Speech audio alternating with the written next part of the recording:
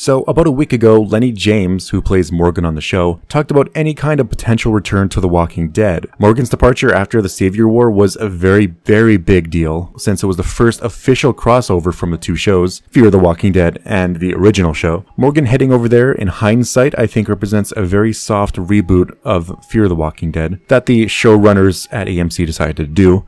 Also, the potential killing off of Madison adds to that idea. I say potential because it's always possible for Madison to return, since story-wise, we didn't ever see her body, and if the fans wanted enough, she could definitely make a comeback. But Lenny James basically said, "I've got no idea really. It's kind of early days at the moment, and I'm not looking for the door. But anything can happen in the next half hour." And yeah, Morgan really hasn't been over there very long, so him coming back does seem very, just a bit too soon. I kind of like the idea I heard where Morgan is on both shows at once, since the main show is 6 years ahead of Fear. Fear can basically then tell the tale of how Morgan evolved into who he becomes in The Walking Dead when he returns 6 years later. But that's just one idea of many, but we could easily just wait a couple seasons. Lenny James has shown interest though in time skips the Mothership show has done, saying, "I think 6 years Morgan would be spending less time using the stick to fight people with and more time using the stick to help him walk, because his knees would probably have given out." I know they all relished it and were excited by jumping their characters forward 6 years. How often do actors get to do that on a television show? End quote. And so basically Lenny is definitely not going to be opposed to a potential return, maybe in season 11 of The Walking Dead, or whenever the Whisperer arc is finished, I'd say, because it is way too preemptive to have him return in season 10 of The Walking Dead, for instance. It's got to be after the Whisperer arc and maybe a good deal into the next, the Commonwealth. But Lenny doesn't want to leave Fear just yet. He said,